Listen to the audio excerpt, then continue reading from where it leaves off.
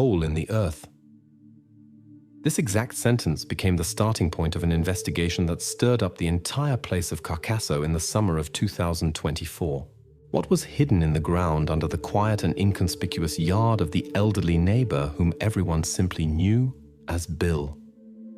The locals could not imagine how far this story would lead. Carter Hill disappeared on the evening of the 17th of June 2024 at 17:42. This was precisely captured by the Hill family's doorbell camera. In the recording, Carter slowly approaches the neighbor's fence. William Bill Crawford, a 67-year-old widower who had lived in Carcassonne for over 20 years. The boy was 11. He came to return a football that had accidentally flown over the fence. In the video, you can see him carefully stepping through the gate and disappearing from view. After that, like an abyss, emptiness and silence. The police officers would not arrive at the scene for several hours. Initially, no one thinks of a crime. The small town in Saskatchewan had long been accustomed to children visiting without warning. But this time, something is obviously wrong. When the police officers and volunteers begin investigating Bill's property, a strange find on the grass near the gate draws attention. There lies a small handful of reddish, moist clay. At first glance, nothing special, but such soils simply do not exist in Carcassonne. Where did this unusual earth come from? No one can immediately give an answer, and the evidence remains without explanation. While people try to understand the clay, witnesses speak of another strange fact. At 18:07, two teenagers from neighboring houses saw a DHL truck pass by. On a normal day, this would not have been suspicious. But that evening, the place seemed almost deserted. Hot, sultry, almost no one on the streets, and the truck could have taken someone completely unnoticed. The first assumptions arise immediately. The most obvious suspicion falls on Bill's neighbors. He was the last to see Carter, and exactly his territory became the place where the connection to the boy was lost. Nevertheless, the locals are not ready to accuse the old widower who had lived so many years quietly and respectfully nearby. Bill himself speaks with the police without tension and fear, repeating calmly and confidently. He had simply gotten the ball back, and Carter had gone on to play. The police have no basis to arrest the elderly neighbor without evidence. However, another rumor also emerges, which is picked up by the locals. Allegedly, the truck driver could have stopped and taken someone who happened to be nearby. The story quickly gains popularity. It seems simple and understandable to the locals, but so far has no confirmations except the words of the teenagers. The police officers do not ignore this rumor but are skeptical of it. As long as there is no evidence, these are only conversations. After a few days, another clue appears. Volunteers searching the surrounding area find a child's football shoe on the country road. Exactly such shoes Carter wore. The press quickly picks up the find and spreads the version of kidnapping by the truck driver. This theory seems simple and logical. The driver stopped, took the boy who happened to be nearby, and drove on. The shoe, like a confirmation of this story. The investigators are cautious. They understand. Evidence can be deceptive, and the shoe lay too conveniently in a visible place. They do not rush to conclusions, but also do not completely reject the version. The police document the find and send it for examination. While the story with the truck driver is based on rumors, the police lack clear witness statements or video evidence. The 29th of June arrives. Almost 2 weeks since Carter's disappearance. An RCMP service dog makes a round on Bill's property. The animal becomes nervous, runs along the back wall of the house, and suddenly stops sharply. The dog clearly indicates a spot, sits down and begins to whine quietly. This is a signal. There is something here. The dog handler marks an area on the ground with freshly dug earth. He senses they are finally close. But the police cannot simply dig. The law demands an official court permission, a search warrant. Processing the papers will take at least until morning, and during this time anything could happen. This entire night will be the hardest for the investigators. They are close to the truth, but cannot directly touch it. The locals know nothing of these latest police discoveries. They continue to whisper and argue about what happened on the evening of the 17th of June. A hole in the earth, the sentence that has already flown through the place. But no one can even imagine how literally it describes what awaits everyone in the morning when law enforcement finally receives the order and takes shovels in hand. The night remains the only barrier between them and that truth that has already been hidden underground for 2 weeks. Why did neighbor Bill Crawford buy several large plywood sheets and thick roll plastic film at the local hardware store on the eve of Carter's disappearance? The police immediately request the records and receive the receipt. Purchase date: the 16th of June, 2024, exactly 1 day before the boy's disappearance. These materials were obviously not intended for ordinary house repairs, let alone everyday household use. The investigation takes on a completely new tone. While the locals continue discussing rumors and versions, the investigation has already moved forward. Now their attention is firmly directed at the figure of William Crawford himself, a man who lived quietly, taciturnly, and alone for a long time. The ordinariness and inconspicuousness that were previously perceived as virtue now seem suspicious and frightening. A forensic team works in Crawford's yard. Under strict police control, they examine the garage, the shed, and a small addition that the neighbor used as a workshop. Exactly here, in the corner, the officers find 2 shovels. On one of them, traces of the same moist reddish clay that was discovered at the gate on the day of Carter's disappearance. A coincidence is excluded. This is exactly the same soil, obviously brought from somewhere specially. When the police officer directly asks about the purchase of plywood and polyethylene, the neighbor shows no external unrest and answers evenly that the plywood was needed for floor repair. Allegedly, the old boards in one of the rooms began to creak, and he wanted to reinforce the beams. An ordinary thing for an old house, he explains to the investigators. However, the police already know that the floor in the house has not been touched for at least 15 years. The investigators carefully examine the rooms, check the condition of the boards, and understand. Bill Crawford has lied. The boards are in perfect condition, not a trace of repair.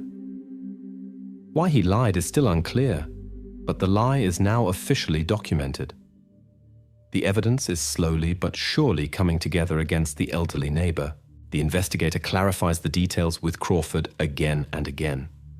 He restrainedly confirms his words and repeats that the plywood lies in the garage and the film has not been unpacked at all. The police indeed find these materials in the garage, untouched, as the neighbor says. But why they were needed exactly 1 day before the incident remains unclear. The investigation begins to doubt. Possibly this purchase is only a coincidence, but the lie about floor repair no longer allows the police to believe Crawford so easily. In parallel, the rumors that arose among the neighbors are being checked. A woman who lives across claims that she heard quiet crying on Crawford's property in the late night of the 17th of June, resembling a child's voice. The police take the neighbor's words seriously and lead her to an official interrogation. After a day, the woman is no longer so sure of her statements. She says that the sound could also have come from a cat, and now she is sure of nothing. The investigation notes this as a false trail and sets it aside. No other witnesses for sounds or unusual behavior by Crawford during the night were identified. The neighbor's version with the child's crying is not confirmed. The police consider this trail unconvincing and close it. The witness signs the protocol that she now cannot be sure of her words. This version is attributed to nerves and fears of the locals, who are gripped by worry and speculation. The investigators return to Crawford's property and house. After receiving official order number RCMP 2246/SK from the Saskatchewan District Judge, the police begin a complete search of the house and cellar. The cellar is old, with a plank floor that looks untouched for many years. But the officers intuitively sense that exactly here they must search for answers. On the 1st of July, early in the morning, a working group removes the heavy boards from the cellar floor. They carefully and slowly open the covering, and they are greeted by a strange sight. Under the floor is a vertical shaft made of polyethylene, exactly as Crawford had bought it. Inside is loose clay, absolutely identical to that found earlier on the shovel and at the fence. The investigators are extremely tense. The shaft has obviously been recently dug and prepared for something concrete. They begin carefully removing the earth, layer by layer, thoroughly and cautiously, as crime technicians always do. It is quiet in the room. Only breathing can be heard and the sounds of earth falling on the plywood. However, after several hours, when the clay is completely removed, comes an unexpected and frightening realization. The plastic shaft is completely empty. There is nothing at the bottom. What the investigators had prepared for, what they expected to see, was not found. Now before them simply stands an empty vertical pit, carefully prepared, but incomprehensibly for what? The investigation is again at a dead end. Crawford is obviously hiding something, but the evidence is not yet sufficient to directly accuse him of something serious. And most importantly, the missing Carter was not found. No one understands where he is and why this shaft in the cellar was empty. Now the focus of the police inevitably shifts back to the Hill family, those who had last seen Carter before the disappearance. Perhaps the missing answers that have so stubbornly eluded investigators will be found there. Why did Carter's father, Mark Hill, delete the doorbell video exactly 1 hour before the investigator came to their house for the first time? Immediately after the police discovered the emptiness in the plastic pit at Crawford's, attention sharply turns to the Hill family. The investigators notice a strange fact.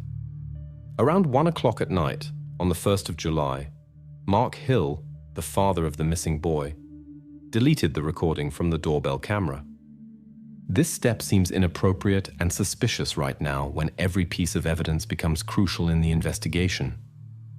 The detectives immediately contact the support service of the company that provides video storage services. In the account log, it is clearly stated, the file was deleted at 12 minutes past 1 at night.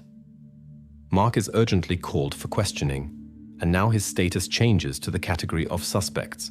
When Mark appears for questioning, he looks tense and avoids the investigator's gaze. But gradually the man reveals the reasons for deleting the file. He claims that he did not delete the recording from criminal motives, but exclusively from shame. Allegedly, he treats his son too roughly in the video, scolds, raises his voice. Mark tries to convince the investigator that he deleted the recording exclusively from guilt because he did not want anyone to see him like that. The investigation is not ready to take the father at his word. At the company that provides the storage service, the recording is immediately restored, despite the deletion by the user. The investigators immediately study the recordings to confirm or refute Mark's statements. Viewing the recording fundamentally changes the direction of the investigation. In the video, it is clearly visible how Mark Hill at 17:35 actually stands on the house veranda and raises his voice against his son. Carter stands several steps away from his father, listening silently, but after a few minutes he turns sharply and runs away with the ball in his hands. The father looks irritated after him, then slams the door. On the camera clock, it is 17:38. Further, it can be seen how Carter goes to Bill Crawford's fence, probably to return the thrown ball to the neighbor, after which he crosses onto his territory. This ends the recording, breaking off at the most interesting point where Carter disappears from the picture. The chronology is confirmed and corresponds to the police's previous conclusions. The father's alibi at 18:15 is also confirmed. At this time, he is already calling the police after noticing that his son has been away too long. Thus, the father is formally removed from the list of suspects. The investigators convince themselves that Mark Hill is indeed not involved in his son's disappearance, although his original act of deleting the recording remains documented as an attempt to hide the family quarrel. Articles with headlines had already appeared in the press, alleging that the Hill family was hiding important information. Tabloids begin publishing notes under the title "Family Cover-Up." RCMP investigators are forced to issue an official statement refuting this version. They clearly point to the inconsistency of time codes in the version expressed by the press. The tabloid trail is quickly closed as it contradicts the officially confirmed recording. The Hill family question is definitively closed. However, officers notice in the same restored video, in the back corner of the picture between dense trees behind the house, a new detail they had overlooked earlier. A barely recognizable silhouette of a large truck with characteristic yellow-red DHL coloring moves slowly along the back road of the location. This is the same truck that teenagers had spoken about earlier. At that time, the police approached their words cautiously and attributed it to fantasy and speculation. But now the fact is documented by camera and is beyond doubt. The time data matches perfectly. The truck moves slowly and obviously stops before starting again and disappearing behind the trees. This drastically changes the course of the investigation and gives weight to the previously seemingly invented version of kidnapping by the truck driver. Right now, the investigators understand that they will not make progress until they find the truck driver himself. The next task is to establish his identity, track the route, and understand why the truck was exactly here at such an unusual time. For investigators, one thing is now clear. The truck driver, who earlier seemed like a ghost, now becomes the most important figure in the investigation. Now the investigation must take a completely new direction and follow the elusive truck driver. Further answers can only be found with him. Why does the DHL truck driver claim that he saw an older man who threw something wrapped in a bag into the bushes by the highway? And how does this relate to Carter's disappearance? The police immediately drive to the DHL office in the nearest city. Their goal is clear: to speak with the same driver whose truck was clearly captured by the Hill family's camera. Earlier, the version involving the truck seemed like speculation by locals. However, now, when the driver himself becomes an important witness, the police take his words seriously. The driver, a middle-aged man, looks troubled and says that he himself decided to contact the police after news about Carter spread throughout the region. He remembers that evening with unexpected clarity, although his days usually pass identically and boringly. The truck tracking list data obtained from DHL confirms his words. The machine indeed passed the Spiritwood location at 1853. This completely corresponds to the chronology of Carter's disappearance. Additionally, the man provides police with a recording from his personal video recorder installed on the windshield.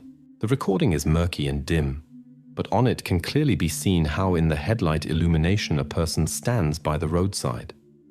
He wears a hat, is bent over. His face cannot be seen. Next to him, a shovel is clearly recognizable. In the stranger's hands is a bundle that he sharply and clumsily throws into the dense bushes. The police watch the recording attentively again and again. There are no doubts. This is not a random passerby. The investigators immediately connect this incident with the figure of neighbor Bill Crawford, who has already repeatedly raised questions and suspicion, although his involvement is not yet formally proven. The officers immediately return to Crawford and call him for questioning again. At the police station, the neighbor looks calm, although he is obviously tired from what is happening. The investigator asks directly, without beating around the bush, where exactly he was on the evening of the 17th of June and what he did after 17:30. Crawford explains, as before, confidently that after receiving the ball from Carter, he did not leave the house anymore. He claims that he spent the evening in front of the television and went to bed early. But now the police have new evidence and proof, and his words seem less and less convincing. However, there is an important detail. The time that Crawford indicates only partially matches what can be seen on the DHL driver's video recording. According to the driver's statement, he saw the unknown person in the hat much later, already after 18:30. This allows Crawford to maintain uncertainty. He categorically denies all exits from the house after 17:30, and the police do not yet have direct evidence for or against his words. Meanwhile, another piece of evidence becomes cause for doubt. The police find a children's sports shoe at the same highway section, a football shoe. At first glance, the find seems important and directly connected to Carter's disappearance. But the expertise conducted by the RCMP laboratory quickly clears away all suspicions. The size of the shoe is obviously larger than what Carter wore. The shoe is practically new, has no wear marks, and most importantly, no DNA markers of the boy on it. The investigators confidently determine the shoe was intentionally planted to confuse the investigation and create the appearance of a different kidnapping scenario. This trail is definitively closed, but opens a new disturbing line of investigation. Someone is specifically trying to lead the police off the right path. Right here, it becomes clear that this is not about a random mistake or ridiculous coincidence at all. The investigation clearly documents this moment. Someone planted the shoe and tried to lead the police toward the version of kidnapping by an unknown person, truck driver, or other random person. This is a conscious action, calculated to lure the police onto a false path. And the investigators understand that behind this act stands exactly the one who actually knows what happened on the evening of the 17th of June. Now all attention returns again to Bill Crawford's person. He becomes the main figure of the investigation again. Now not just as a suspect, but as a man from whom concrete and clear explanations are demanded. Because the silhouette that the truck driver captured resembles his figure too much, and the shovel found fits perfectly with the one that was in his workshop. The investigators carefully document all new circumstances and understand that every action of Crawford's now takes on special significance. And although there is still no direct evidence against him, more and more indirect evidence lines up in a logical chain that leads exactly to him. The critical phase of the investigation arrives where every new detail can completely change the course. The police understand. Now they stand at the threshold of the moment where the truth will either finally come to light or disappear forever in shadow. And the main question of who exactly and why carefully tried to lead the investigation off the right path now inevitably forces the police to return and look more closely at the life and behavior of the older neighbor who possibly knows much more about that night than he ever told.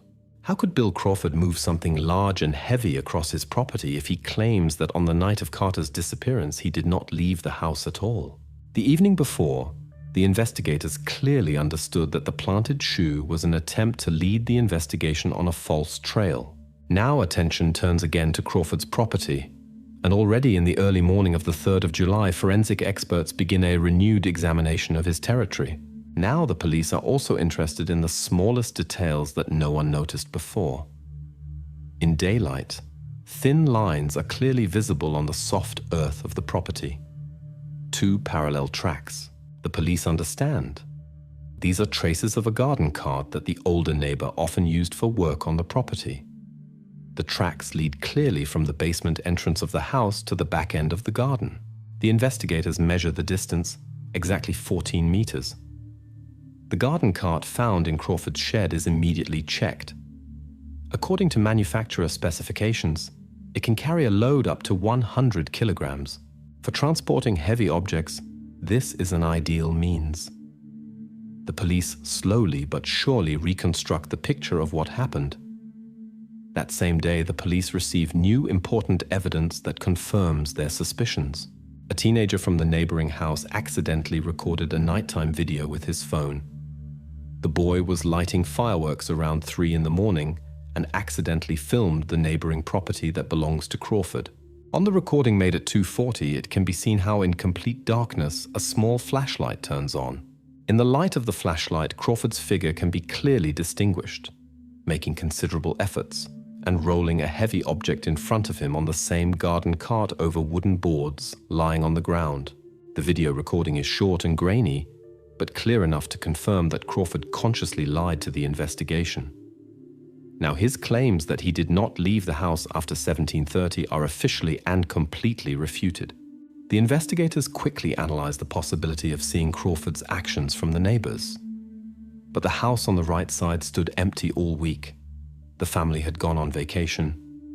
This means that Crawford could easily move all objects across his property without having to fear being seen by strangers.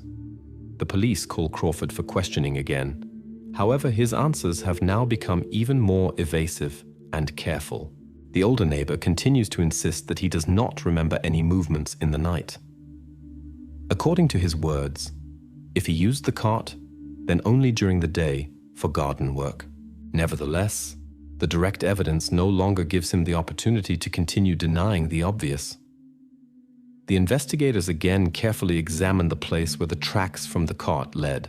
In the back corner of the garden, a small fresh layer of earth is discovered.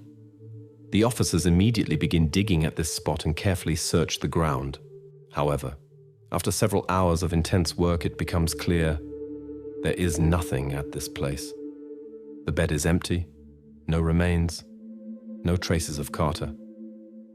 The version with burying something in Crawford's garden proves to be false. The ground is checked. The forensic technicians are certain. No one buried anything here. Everything only indicates that the earth here was dug up quite recently. But for what purpose? If not to hide evidence, the police do not yet have an answer to this question.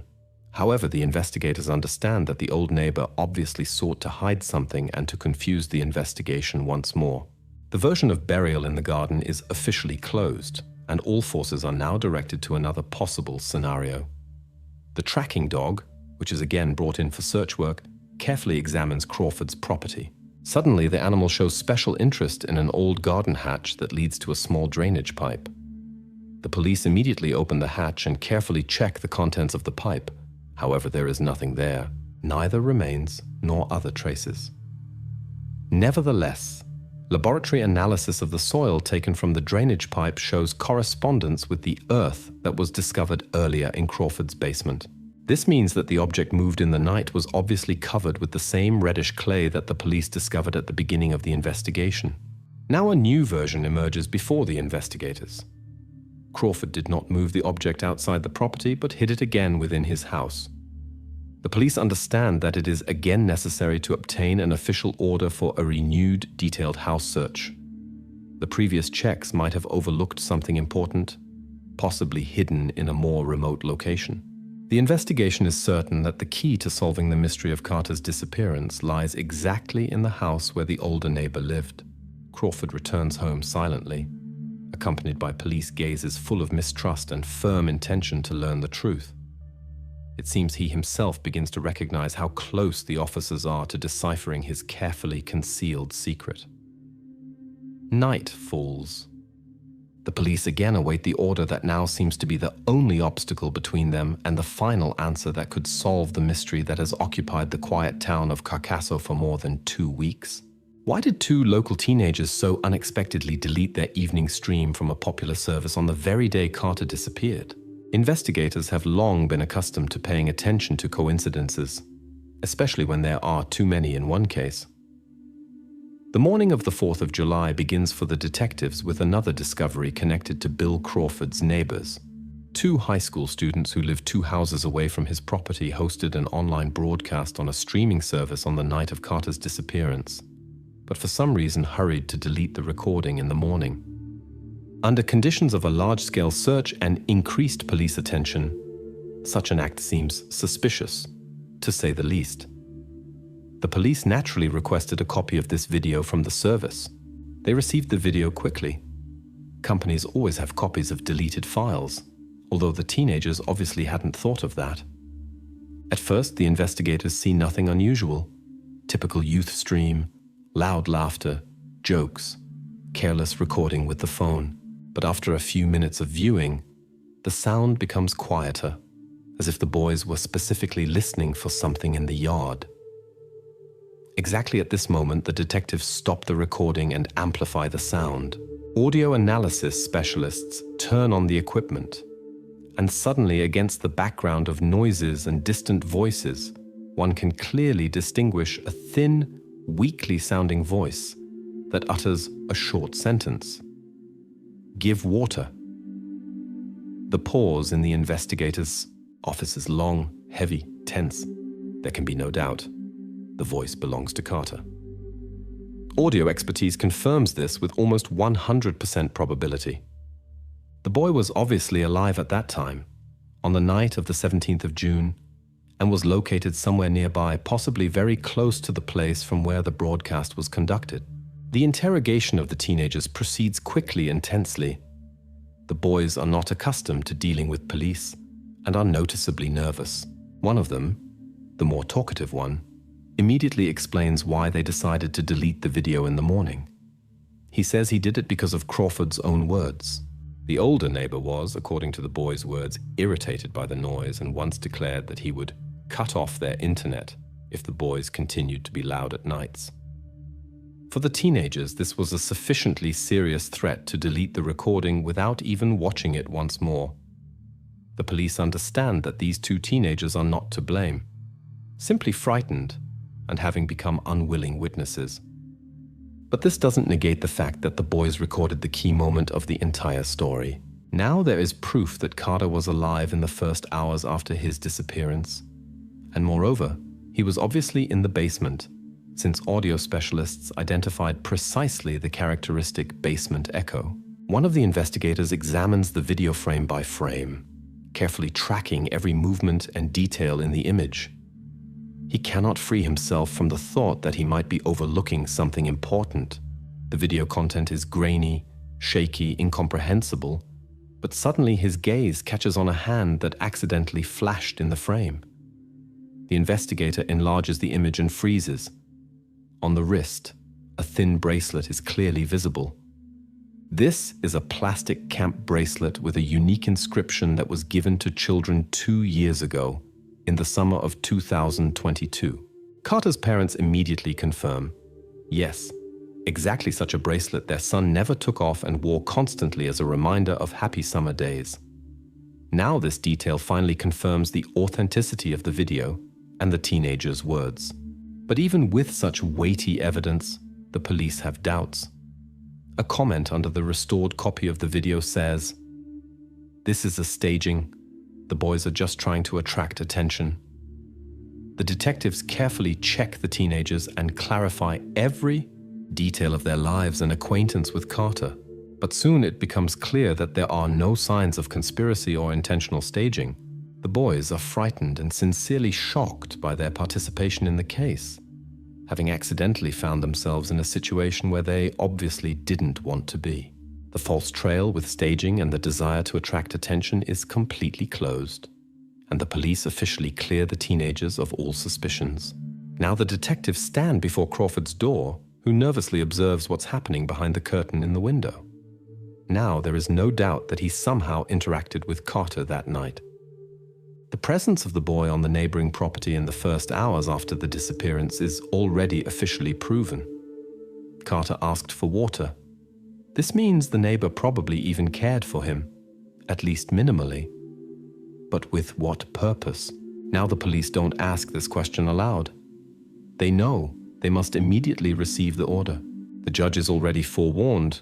The papers are going through formal channels quickly, and meanwhile, the investigators and forensic experts stand at Crawford's gate waiting for the signal. This signal, a call from the court that should confirm their right to go into the neighbor's house once more and this time check every centimeter, every board, and every wall. Only now does everyone begin to understand how close the police have come to the truth and how far the older neighbor is prepared to go to hide this truth. Crawford also waits at his window, silently, tensely, and very attentively, not taking his gaze off the people who have come for answers. What exactly was located under the old freezer that stood in Bill Crawford's basement? On Monday morning, the police received the final order to search Crawford's basement. The investigators arrived at the property around 9 in the morning, and Bill received them silently, simply pointing with his hand into the house. The police went down to the basement without further words, where they had already been many times in the last 3 weeks. There, in the corner, stood a massive freezer of old construction, completely covered with rust and dust. In previous times, it hadn't received special attention. It looked too bulky for Crawford to have moved it easily. But today, the investigator noticed barely visible scratches on the floor around the freezer, fresh and obviously recently made. 2 officers pushed the chest aside with effort. Underneath lay large plywood sheets, the same ones that Bill had bought at the hardware store literally one day before Carter's disappearance. The sheets were covered with a layer of thick polyethylene film. The police immediately noticed that the edges of the plywood were completely fresh, cleanly cut in wedge-shaped cuts. Whoever laid them was obviously hurrying and didn't plan for this covering to be found so quickly. The investigator crouched down and lifted the edge of the film. From under the plywood immediately came a weak, unpleasant smell that the forensic expert standing nearby quickly detected. He nodded to the detective and said that the smell was barely perceptible, but that meant one thing. The pit had been recently opened and closed again. The smell simply hadn't had time to spread throughout the basement. The police carefully removed the plywood and discovered a deep opening that was dug directly into the basement's ground floor. It was almost perfectly straight, obviously prepared in advance. Depth, about 3 meters. The expert noted once more that such basements are normally equipped with ventilation. Otherwise, it's impossible to store food there. Here, there was no ventilation at all. This was not an ordinary basement, as Crawford's defense later unsuccessfully sought to portray. 2 officers began to descend the ladder attached directly to the ground. Below it was damp, cool, and stuffy at the same time. The light of the flashlights quickly outlined the small space and then stopped at a figure in the back corner of the pit. The police froze for several seconds before one of them quietly reported over radio, "We found him." Carter was there, curled up next to an empty plastic water bottle. There was nothing more in the pit, only damp sand and earth. Later experts determined that only Bill Crawford's fingerprints were on the bottle. This indicated that exactly he went down into the pit, exactly he gave the boy water. But the water was obviously not enough. Crawford stood at this time upstairs, by the cellar door, in complete silence. The police officers went upstairs and approached him. They informed him that he was under arrest and began reading him his rights. The older man simply nodded, said not a word. It seemed as if he had been prepared for this in advance. After several hours, the medical examiner officially confirmed the cause of death: dehydration. The date of death was given as the 30th of June, with a possible deviation of a few days. This means the boy was alive for at least a week after the disappearance. It became clear that he actually asked Crawford for water, and Crawford obviously gave it to him, but obviously not in such a way that the boy's life was preserved. As the investigators left the house, the neighbors watched the arrest silently, without whispering, without approaching.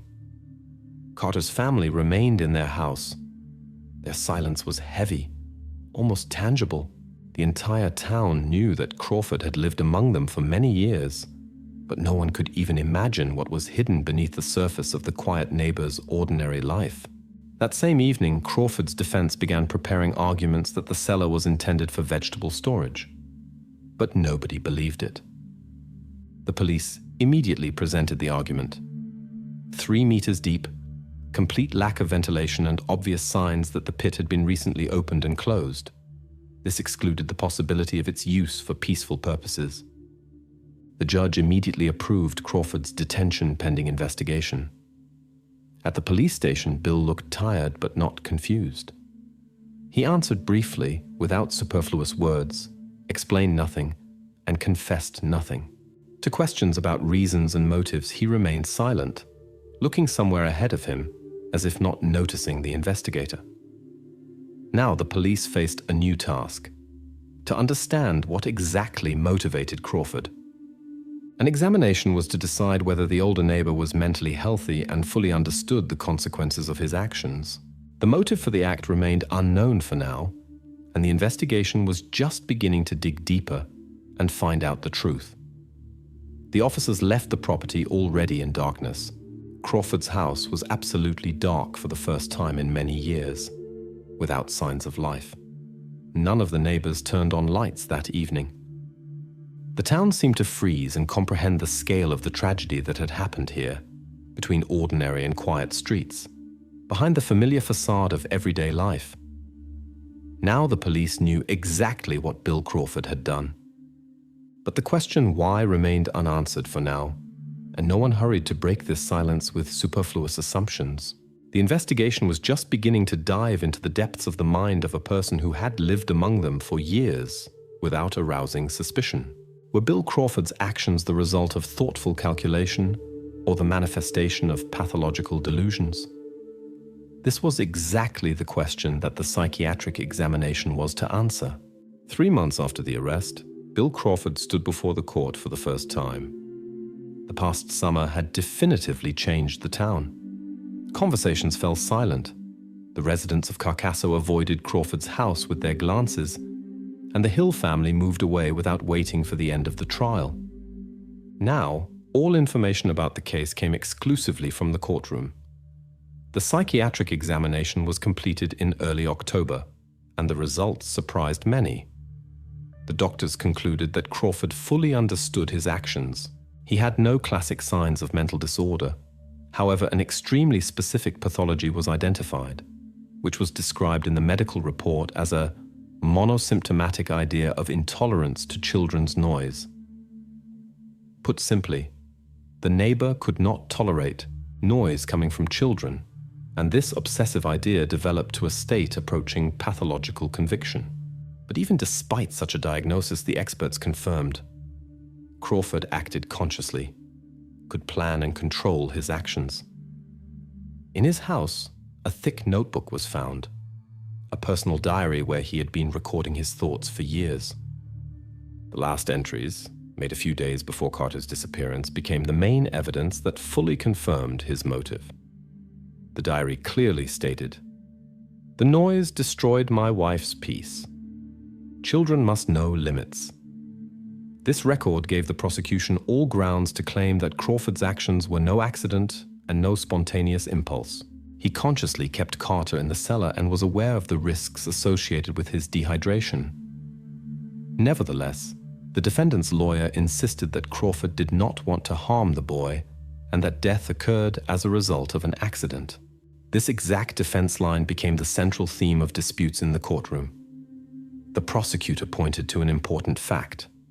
The defendant went down into the pit for 2 consecutive days and brought water. This indicated that he perfectly understood the consequences of dehydration, knew the risk, and nevertheless consciously limited water access. However, the defense insisted Crawford's actions prove his intention to preserve the boy's life, albeit under harsh conditions. For the judges, it was important to understand not only the factual circumstances but also the internal logic of the defendant's actions. At the session, the psychiatrist confirmed again, Crawford understood perfectly what he was doing. He considered punishment in the form of confinement in the pit acceptable and necessary. From his perspective, this was the only way to achieve peace and order in his house. These words sounded clear and convincing and left no room for doubt that the motive was neither madness nor accident, but deep personal conviction and intentional calculation. The defense tried to use the last possible loophole. The lawyer explained that the water bottle could have leaked by itself, and the boy did not receive enough liquid precisely for this reason. This would supposedly confirm the version of an accident and the absence of direct intent. But a forensic technician appeared with a detailed report on the bottle's condition. According to the type of cap damage and fingerprints, it was absolutely clear that the container was opened by an adult already on the 2nd day of Carter's stay in the cellar. This defense argument was immediately recognized as a false lead and removed from discussion. Now Crawford definitively lost chances for acquittal on technical grounds. Despite the obviousness of the conclusions, the judge decided to postpone the verdict announcement. The court decided to hold an additional session in the spring of the next year and to assign a special procedure called a fitness hearing to finally ensure Crawford's ability to answer for his actions and fully understand the consequences. For many residents of Carcasso, such a court decision was unexpected.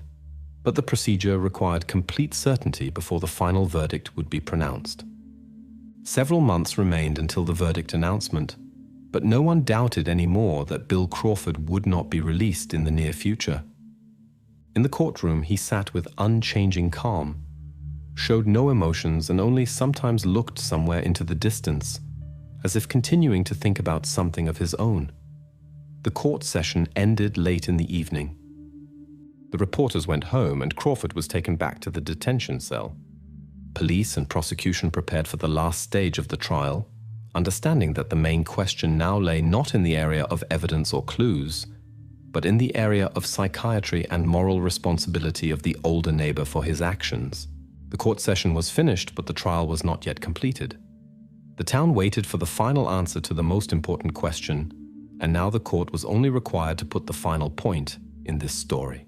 The hall of the Supreme Court in Prince Albert was overcrowded for the first time in the entire history of the proceedings in Bill Crawford's case. Carter's family was not personally present. Their interests were represented by a lawyer. Crawford sat in the hall without raising his head, avoiding eye contact with anyone. When the judge began reading the verdict, complete silence fell. The final decision sounded clear and unambiguous. William Crawford is sentenced to life imprisonment for kidnapping and second-degree murder without the right to parole until 2049. The judge's words sounded confident and stern, without the slightest wavering. The judge explained in detail why exactly such a harsh sentence was imposed. According to the investigation materials, Crawford Carter, on the evening of the 17th of June of the previous year, intentionally lured onto his property under the pretext of returning a ball. He held the boy in a pit prepared in advance in the house cellar. Over 2 days, Crawford periodically brought water and was obviously aware of the consequences if their amount was limited. However, after the start of the large-scale search, he became afraid of exposure and made the decision to end the water access, after which he completely sealed the pit with plywood and rolled the freezer over it. The investigation was able to establish and confirm the entire sequence of events practically to the minute. All fragments of the story were collected and carefully verified. The first fragment is the child's shoe that was found on the road. The investigation proved that the shoes were specifically bought by Crawford himself at the nearest large shopping center a few days before the incident. The shoe was intentionally thrown away on the country road to lead the investigation on a false trail and divert suspicion from his own property. The second fragment is the empty pit that was discovered on the 1st of July. That night, Crawford moved Carter's remains from the pit with the garden cart and hid them in the freezer, which he placed in the cellar over the plywood and polyethylene to slow down possible odor spread and camouflage the storage location. Only after a week, when the intensity of searches decreased, Crawford brought the remains back to the pit and covered them with fresh plywood. The third fragment is the stream of teenagers who lived nearby. Their accidental video proved that Carter was alive at least the first 2 days after the kidnapping. The voice asking for water was confirmed by audio experts as belonging to Carter. The fourth is the video recording from the doorbell of the Hill family house. This recording became the last official point where Carter was recorded alive and confirmed that exactly Crawford met the boy last. And the fifth is the empty water bottle with Crawford's fingerprints that was found next to the remains. The expertise clearly confirmed that the bottle was in the hands of an adult and the water was given controlled and not freely. All details came together into a unified and complete picture that left no room for doubt about Crawford's guilt. After reading the verdict, Crawford slowly stood up. The escort approached, ready to lead him from the hall. He raised his eyes for the first time and said quietly but clearly, looking directly into the faces of the spectators and the judge, "You all make noise." This brief remark caused a slight movement in the courtroom, but the guards quickly and professionally led him to the door. Crawford's words were discussed for a long time by locals as confirmation of his incomprehensible obsession that doctors and psychologists had so carefully analyzed. This was William Crawford's last public statement.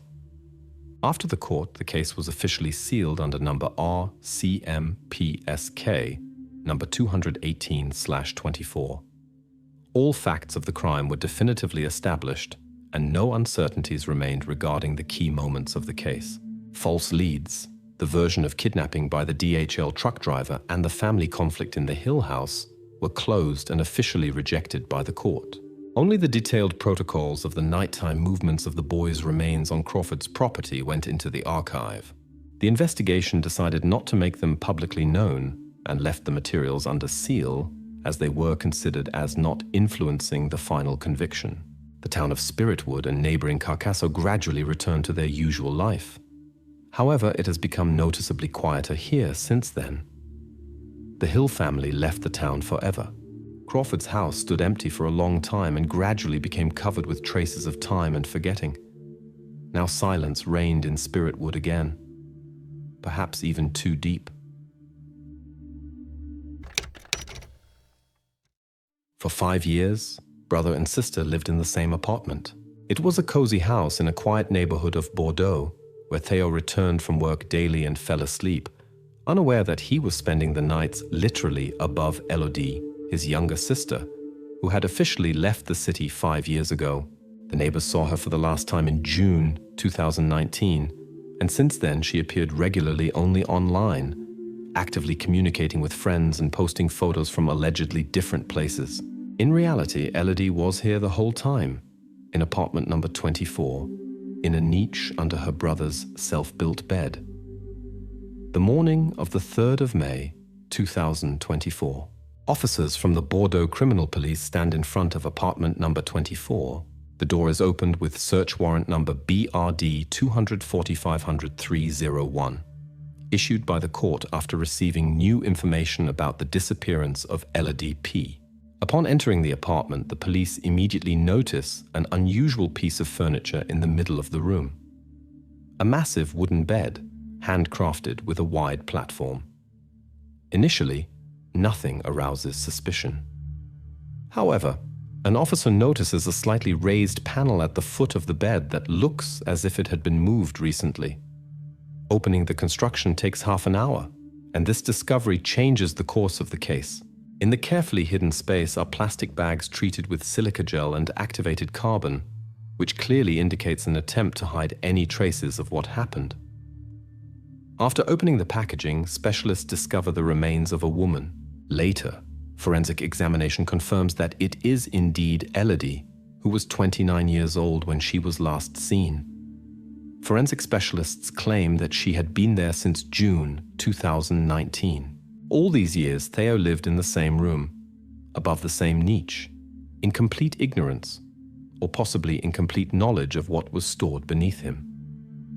The investigation focuses on the closest relatives. First in the focus of attention is Theo P., the owner of the apartment and Elodie's brother.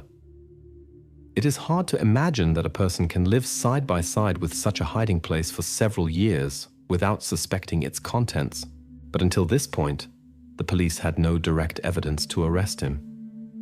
He lived quietly, communicated with neighbors, went to work, and even talked about correspondence with his sister, who was allegedly traveling around the world. The second suspect immediately becomes Alexis R., Elodie's ex-boyfriend. Their relationship ended loudly and conflictually, and after Elodie's disappearance, he repeatedly hinted at secrets of the P family on social networks. These hints seemed obvious. Possibly he knows something important that is hidden behind closed doors. His messages were disturbing enough that the police began checking his version. The investigation shifts sharply toward Alexis. Police officers examine his private life in detail, collect data about his online activities, and conduct a complete genetic examination. The apartment is carefully searched for traces that could connect him to this terrible discovery. However, all efforts lead to an unexpected result. Not a single cell from Alexis was found on the polyethylene or the remains. Moreover, according to neighbors and colleagues, he was far from Bordeaux on the day of Elodie's disappearance. The officers understand that the version with Alexis is losing its strength.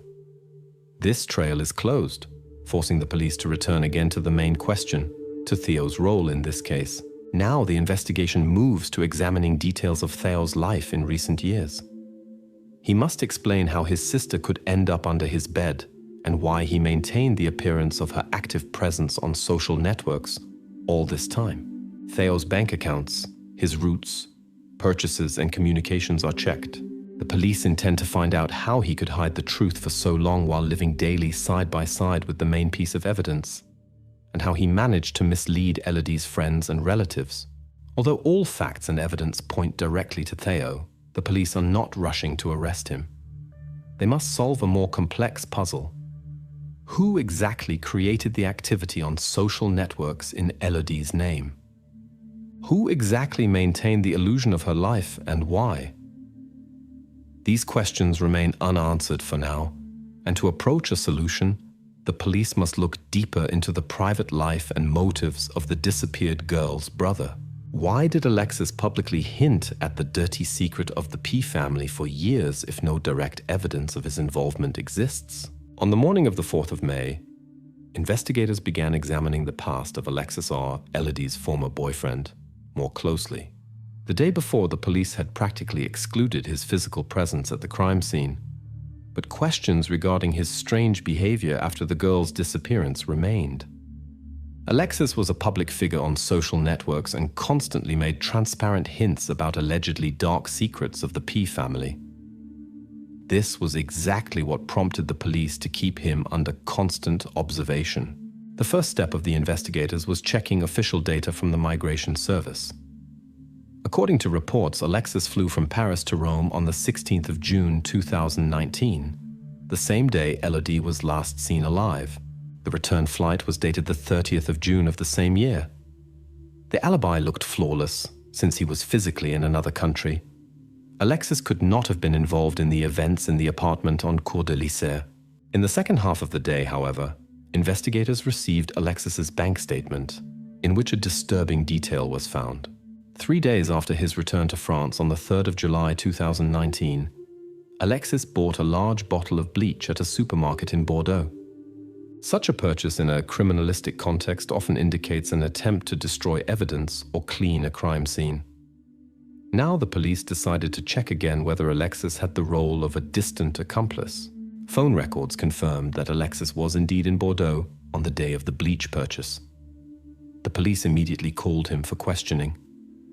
Alexis appeared voluntarily at the station without any resistance and calmly explained the purchase of household chemicals by saying he was cleaning his apartment after returning from the trip. According to him, this was normal routine after prolonged absence. Investigators noticed nothing suspicious in his behavior, Alexis answered clearly, confidently, without getting confused in details. Nevertheless, the investigation could not ignore the coincidence of dates and the nature of the purchase. The police developed a version of remote complicity that assumed Alexis could have helped someone without personally participating in what happened. Police officers continued examining his connections, correspondence, and contacts, hoping to find any evidence for this version. On the evening of the same day, however, investigators received crucial information from the forensic laboratory. According to preliminary expert opinion, the last signs of life from Elodie disappeared within 48 hours after the 16th of June 2019. This information definitively confirmed the impossibility of Alexis's involvement in what happened. At this time, he was definitely abroad. Investigators were forced to admit that the version of his direct involvement completely falls away. At the same time, Alexis's behavior continued to look strange and raised questions. Why did he methodically and publicly cast a shadow on Elodie's family for so many years? Possibly the reason was personal disappointment after their loud breakup. But the police had no right to act based on personal assumptions without solid facts. Now the investigation's attention gradually shifted to another side of the case. At the end of the day, investigators decided it was time to check the financial situation of the P family and their internal relationships. Possibly the motive for what happened was hidden exactly there.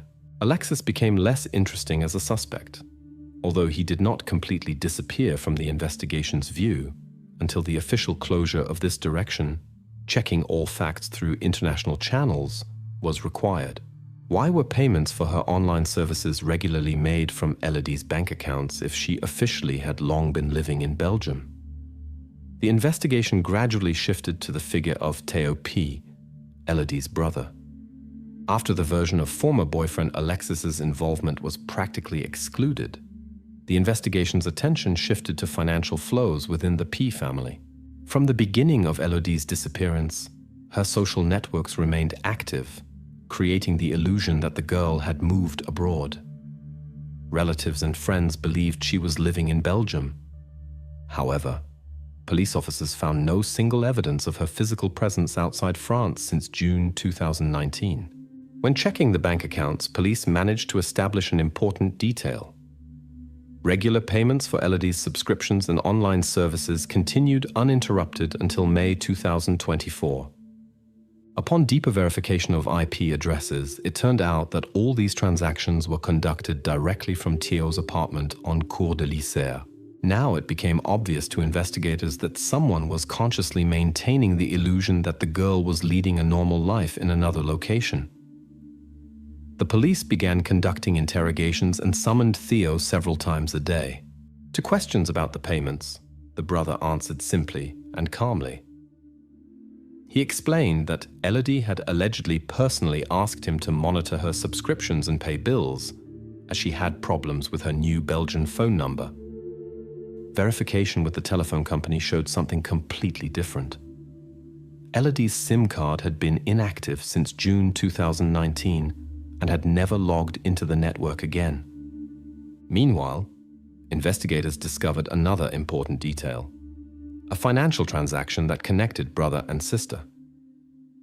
In December 2018, Theo took out a large loan of 60,000 euros and planned to open a car wash. Elodie acted as guarantor for this loan. This transaction itself was not unusual, but precisely this fact was now extremely important. If Elodie had officially disappeared or been declared missing, the bank could have begun the loan repayment process early, which would obviously have created serious financial problems for Theo. In conversations with relatives of the P family, investigators encountered another version. The family began claiming that Elodie had allegedly left France and consciously hidden to avoid repaying debts from the joint loan. This version looked plausible at first glance, but was not confirmed by real facts and bank transactions. Nevertheless, the investigation carefully documented this statement and continued verification. Meanwhile, financial crime specialists found out that the car wash loan from Theo was properly repaid until the last moment, and the bank formally had no complaints against him or Elodie. This partially weakened the version of the girl's financial flight abroad. However, the decisive breakthrough came toward the end of the workday. One of the investigators studying Theo's bank card statements came across a receipt from the Leroy Merlin hardware store dated the 17th of June 2019, the day after Elodie's last documented appearance. The shopping list included several large OSB boards, double polyethylene film, and a sorbent for moisture and odor absorption. The purchase date coincided too precisely with the presumed time of Elodie's disappearance. And now, the investigation had to understand how the brother could explain this suspicious purchase. An official request for video recordings from Leroy Merlin store surveillance cameras was immediately sent to confirm the buyer's identity and actions. While waiting for the recordings, the investigation understood that discovering this information sharply changed the direction of the investigation. The police could no longer perceive Theo exclusively as a person who had gotten into financial difficulties. He became the key figure of the entire case. The surveillance camera recordings were supposed to give the final answer. If Theo had indeed personally bought materials used in constructing the hiding place under the bed, this would fundamentally change the status of his involvement in what happened. The investigation paused at this tense moment. The next hours were crucial, as video evidence could definitively confirm who exactly was responsible for everything hidden in apartment number 24 on Cours de l'Isère. What exactly did the Leroy Merlin store surveillance cameras document? And how will this change Elodie's brother's status? On the 8th of May, the investigation entered a new phase. Sergeant Mallet, one of the most experienced officers of the Bordeaux Police Department, received an answer in the morning to the official request regarding recordings from the Leroy Merlin store surveillance cameras. The sergeant immediately understood that this was the most important evidence in LADP's disappearance case. The video was dated the 17th of June 2019, just one day after Elodie was last documented alive. The camera recording clearly showed how Theo independently loaded into a small Renault Twingo a 20-kilogram bag of sorbent, several OSB boards, and a large roll of double polyethylene film. Theo's face on the video left no doubt. It was him. This evidence was serious enough that officers began detailed examination of the suspect's route and further actions. That same day, Sergeant Mallet conducted an investigation of the elevator in the building entrance on Cour de l'Isère. The investigator's attention was drawn to recordings from the elevator's internal camera. On the recording from the 18th of June 2019, at 2:03 in the morning, Theo was clearly documented. He brought into the cabin a large object wrapped in polyethylene that resembled a human figure in shape and size. The weight of the load was visually estimated by experts at about 54 kilograms. Sergeant Mallet immediately called Theo for repeated questioning at the station. To the question about the origin of the suspicious load documented by the elevator camera, Theo explained that it was only an old mattress he was disposing of during apartment cleaning. No excitement or nervousness could be noticed in his words, but detectives could not accept this explanation without verification. Officers immediately received expert criminalists' assessment. They confirmed that the object brought into the elevator could by no means be a mattress based on shape and mass. The assessment was unambiguous. The object had clear contours of a human figure and matched in all parameters what police had discovered under the platform bed. Now Theo's words appeared even more suspicious to the investigation. During the day, Theo's lawyer and relatives tried to mislead the investigation by claiming that all purchased construction materials were intended for loggia renovation. For some time, this version could indeed look convincing. However, neighbor statements and examination of the loggia itself in apartment number 24 completely excluded the necessity of such renovation, which meant closing another false trail. Toward evening, investigators received an official certificate from Interpol. The doubts that still existed regarding the role of Elodie's former boyfriend, Alexis R., were now definitively eliminated. It was officially confirmed that Alexis was indeed in Italy on the days when the irreversible happened. Thus, this false trail was finally and irrevocably closed. Now, all attention was focused exclusively on Theo and his actions. The investigators, convinced of the falseness of previous versions, decided to study Theo's personality more deeply. Police decided to create a psychological portrait of the suspect to understand his true motives and possible internal reasons that could have led to such actions. So far, they didn't know for certain what drove him, but they understood that uncovering this information could definitively shed light on all circumstances of the case. Now investigators waited for the psychological assessment. Theo's personality, which had previously drawn no police attention, now became the main object of investigation. Investigators hoped that the psychological portrait would reveal and explain the true reasons for Elodie's brother's behavior and how he could lead a double life for so long while hiding events that took place directly under his feet. How could Theo lead an everyday life in the apartment for 5 years, knowing that his sister's remains were hidden there, while never betraying himself? In mid-May, the investigation's attention finally focused on Theo P's personality. Police officers had already established that precisely he bought the materials used to create the hiding place, and precisely he brought the suspicious package into the apartment in June 2019. Now they faced a more complex task: to understand how a person could lead such a measured life when he returned home daily and slept above a terrible secret hidden directly beneath him. The investigators requested Theo's medical documentation and received an unexpected answer that could shed light on many details of his behavior. According to the medical file, Theo was diagnosed with generalized anxiety disorder in 2017 and obsessive personality traits were documented. The medical conclusions mentioned his compulsive tendency toward order, planning, and the desire to control every detail of his life. Such a diagnosis could explain Theo's pedantry in organizing the hiding place and the methodical nature of his actions, but it did not explain the cold and calculated reasoning with which he concealed what happened for years. The detectives conducted an additional investigation of financial documents and uncovered another disturbing fact. From 2020 to 2023, Theo regularly bought moisture absorbers and special drying agents. Receipts confirming these purchases were preserved. This meant that he not only created a hiding place but also constantly ensured that nothing would betray his presence in the apartment. Obviously, he was aware of the need to control the condition of what was hidden under the bed. Simultaneously, the investigation checked a possible version that Theo might be acting under pressure from a third party, an unknown blackmailer who could have been extorting him for 5 years. Officers examined databases of criminal groups trying to find any connections or suspicious contacts of Theo during all this time. However, the database provided no matches. This version quickly collapsed as there was not the slightest evidence of blackmail or external pressure on the suspect. Late in the evening on the 12th of May, detectives conducted a repeated examination of Theo's smartphone, which was in police possession. There a short text draft was discovered, dated the 17th of June 2019 at 22:14. The message contained only a few words. She fell. Blood flowed. This short sentence was the first direct indication that something happened that evening, which became the starting point for Theo's subsequent actions.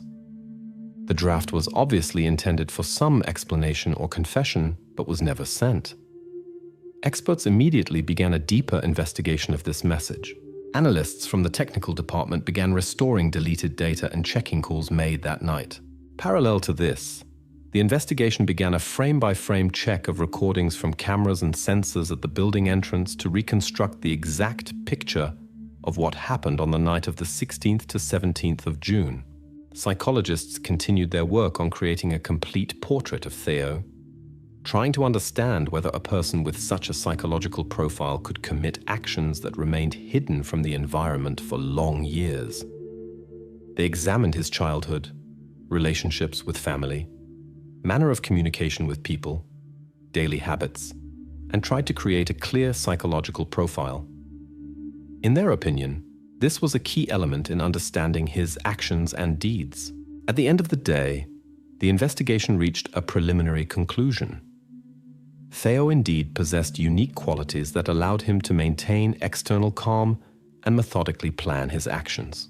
Psychologists confirmed that such a person could easily lead a double life and carefully control all its aspects. Now the investigation faced the task of completely reconstructing the events of that night to establish the exact circumstances that led to Elodie's disappearance and her brother's actions. The investigators did not speak the word murder aloud, but everyone understood that the investigation was approaching the uncovering of a terrible secret that had been hidden so long by this ordinary apartment in the center of Bordeaux. The investigation, which had previously been completely focused on Theo's personality, took a step aside to understand more deeply what was happening in Elodie's own life before the tragic events. Until this day, the victim had been perceived by the investigation mainly as a passive figure. Now the police intended to shed light on her own motives, fears, and actions that might have served as a catalyst for the events of that June night. Police questioned dozens of witnesses from the girl's environment, including friends, colleagues, and acquaintances. The most important information came from a social worker from Caisse d'Allocations Familiales, with whom Elodie had a confidential conversation shortly before her disappearance. The social worker confirmed that Elodie intended in early June 2019 to file an official complaint against her brother.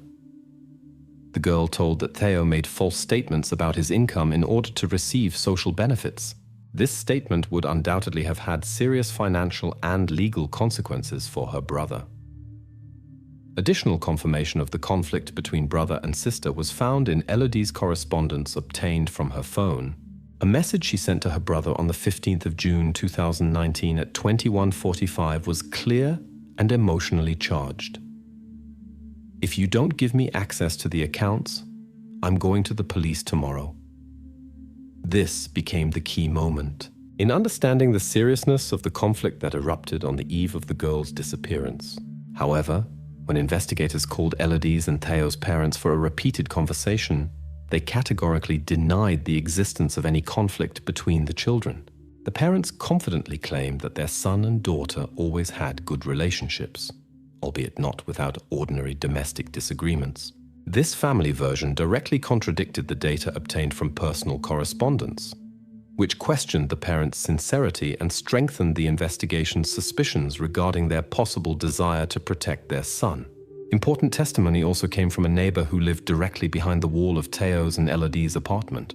She stated that she heard a loud female scream around 1:30 at night, but attached no significance to it, assuming it was a noise from the television that normally ran loudly at night in Theo's apartment. Initially, the investigation received her statements with doubt, but in the absence of other data, the version seemed acceptable. However, by evening, the situation changed fundamentally. Police received an official report from the energy company about electricity consumption in the apartment, which was equipped with a smart Linky electricity meter.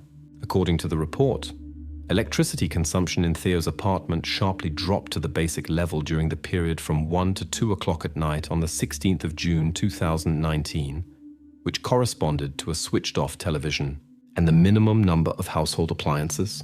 This meant that the neighbor's words about the loudly running television were probably false, or she misinterpreted what she heard.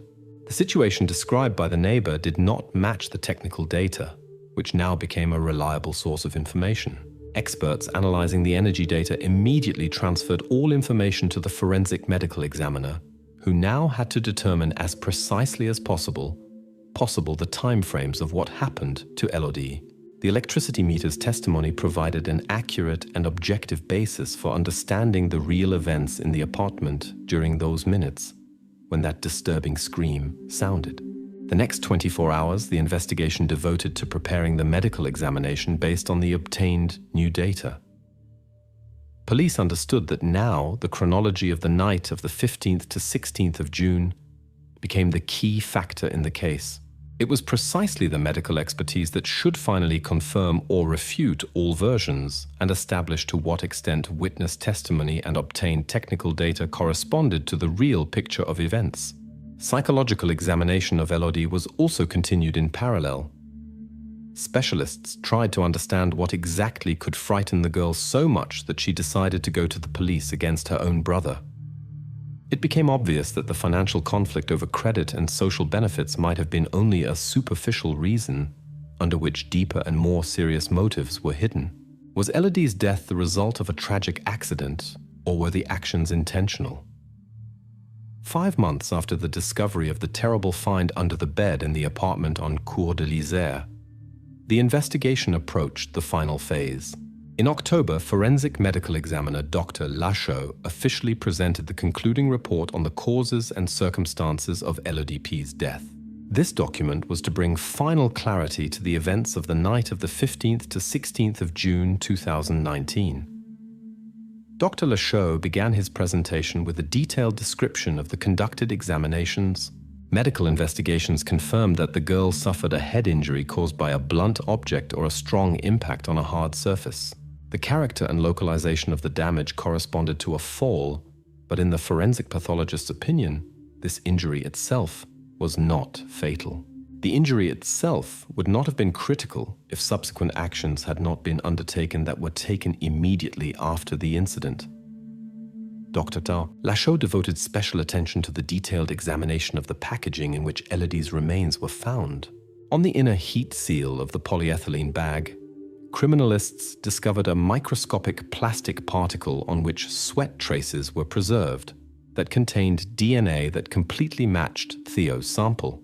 This data confirmed that exactly the brother dealt with the packaging directly at the time of the tragedy. Partially preserved fingerprints on the bag were also analyzed, but they were insufficient for unambiguous identification. Through his lawyer, Theo tried to present an alternative explanation of events.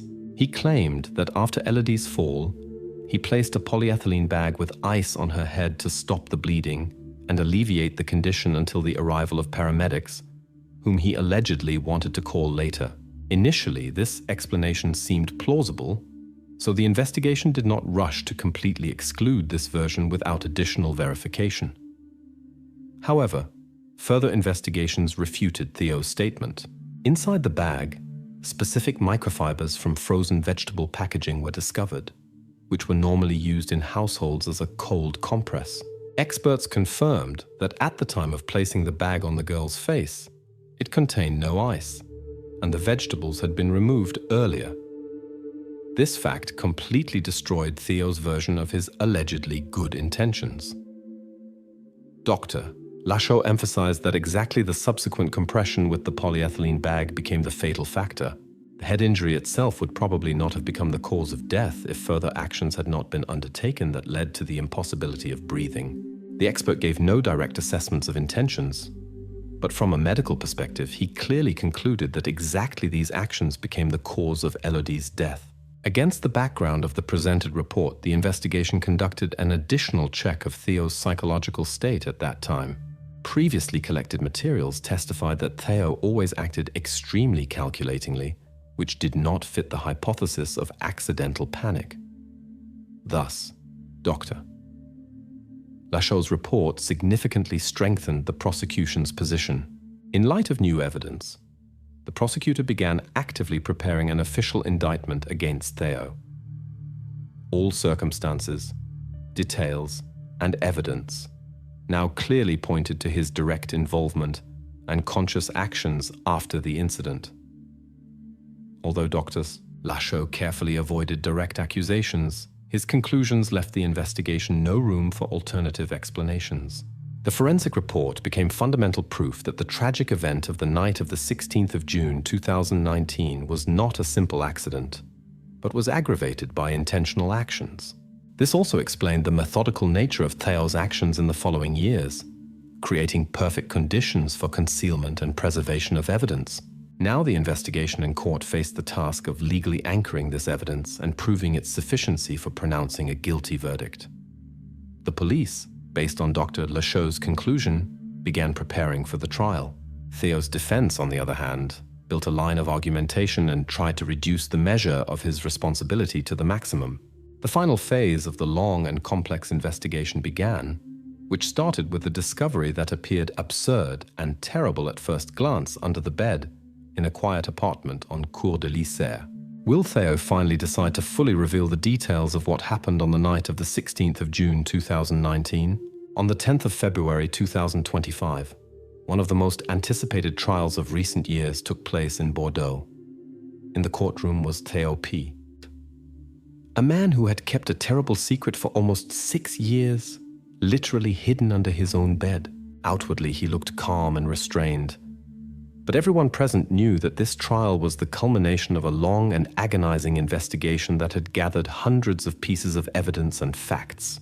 The investigation and court, based on the collected evidence, strove to clearly determine his guilt. The prosecution presented the results of an acoustic examination conducted in the building entrance on Cours de l'Isère. According to expert conclusions, the sound that was heard at 1:30 in the morning on the 16th of June could indeed be taken for a female scream, especially under conditions of complete silence. This confirmed the words of the neighbor who had previously heard a similar sound but incorrectly interpreted its source. Additionally, electrical data from the linkimeter irrefutably showed that the television and other loud devices in the apartment were turned off at that time. Besides acoustics, data from the building entrance cameras were also presented. Analysis of the recordings confirmed that in the period from 0 hours to 4 in the morning, no one except Theo entered or left the apartment. In the video recordings, he looked calm, although it was obvious that the events inside the apartment were dramatic and required detailed explanation. The defense tried to present an alternative version, explaining that theoretically a stranger could have entered through the window and left the house to avoid surveillance cameras. To verify this hypothesis, the investigation invited firefighters who demonstrated to the court in detail the complete impossibility of such a maneuver without leaving traces. The height of the window and the location of the garbage container room below made this variant completely unrealistic. Thus, the version of a possible intruder who allegedly attacked Elodie and disappeared through the window, finally collapsed. Not a single detail in the investigation confirmed the involvement of a stranger. The police had previously already checked all contacts and movements of persons who could have entered the apartment, and all these hypotheses had been closed. Only one person remained whose presence in the apartment that night raised no doubt: Theo himself. Throughout the entire trial, Theo maintained amazing calm. However, his defense increasingly lost positions in the face of the obviousness of the presented evidence. Court psychologists noted separately that the defendant's behavior completely corresponded to his psychological profile, characterized by obsessiveness and anxiety that had been revealed earlier during the investigation.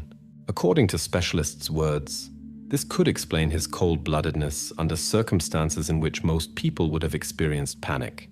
Nevertheless, as the prosecutor presented evidence and the court's conclusions became increasingly clear, tension in Theo became more noticeable. It seemed as if he realized that his position was becoming hopeless and that denial could no longer help him avoid a guilty verdict. Finally, at the climax of the trial, Theo unexpectedly asked to interrupt the proceedings. The entire hall froze in expectation as the defendant spoke slowly and carefully. "If I tell everything, can you reduce the sentence?" This statement caused surprise and silent shock in the courtroom. No one expected such a step from him, given his stubborn silence throughout the entire investigation. The judge ordered a short break to discuss Theo's proposal. Lawyers and the prosecutor quickly withdrew for consultations, while the defendant himself remained calmly in his place, looking ahead. It seemed as if this was exactly the decision he had avoided for many years: to tell about what really happened that night when Elodie's life ended. Now came a critical moment for the court. Everyone present understood that Theo's further words would determine the final understanding of the motives and circumstances of the incident. The court decided to accept his confession only within the framework of the next session, to give the opportunity to prepare the necessary legal procedures and protect the rights of all trial participants. The court session on the 14th of March 2025 began exactly at 10 o'clock in the morning. There were no free seats in the hall. Journalists, relatives, and observers closely followed every word from Theo, who had decided to tell completely what happened on that fateful night of the 16th of June, 2019. Theo spoke slowly but clearly. According to his words, on the eve of the tragedy, a serious conflict occurred between him and Elodie over a financial matter. His sister presented him with a bank document that confirmed that without her signature, his credit line and accounts would be immediately frozen. Emotions intensified, and at some point, Elodie threw this report directly in Theo's face. He defended himself instinctively and accidentally pushed his sister. Losing balance, she hit her head against the door frame. Theo explained in detail that he saw blood and became frightened, after which he made an unconscious attempt to stop its spread. So that the blood would not get on the floor and furniture, he grabbed a polyethylene bag and placed it on his sister's head. But in panic, he did not realize that he was thereby blocking her access to air. Only after some time, when he noticed the absence of breathing, did Theo understand that something irreversible had happened. Out of fear of consequences and bankruptcy, he decided to hide the fact of Elodie's death at any cost.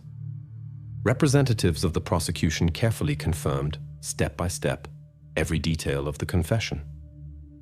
The receipt from the 17th of June 2019 showed the purchase of materials necessary for creating the hiding place. Polyethylene examinations confirmed the presence of Theo's sweat. His DNA was found directly in the seam of the packaging. The sorbents he bought explained the absence of any suspicious odors in the apartment for almost 5 years. Electronic traces uncovered by cybercrime experts proved that exactly Theo regularly paid for subscriptions and services in Elodie's name from his own IP address to maintain the illusion of her life in Belgium. The girl's SIM card itself remained inactive since the night of her disappearance and confirmed the absence of any physical participation on her part. Video from elevator and house cameras definitively confirmed that exactly he moved the large package into the apartment on the night after the tragedy. Theo's lawyers persistently insisted on the unintentional nature of the actions and insisted on a state of panic after the accident. They strived to convince the court that everything that happened was a tragic coincidence. However, the prosecutor presented the court with weighty evidence. An SMS from the bank that came to Theo's phone on the evening of the 15th of June. It clearly informed about the possible freezing of all his accounts without Elodie's signature. This was the key motive that explained the desire to hide his sister's death. This financial aspect proved decisive in the court's eyes and refuted the version of accidental panic and emphasized the consciousness of the defendant's actions. The court withdrew for brief deliberation, after which the chairman announced the final verdict. Theo P. was found guilty on 2 articles: intentional murder and concealment of what happened. The court decided to sentence him to 22 years of imprisonment with immediate incarceration.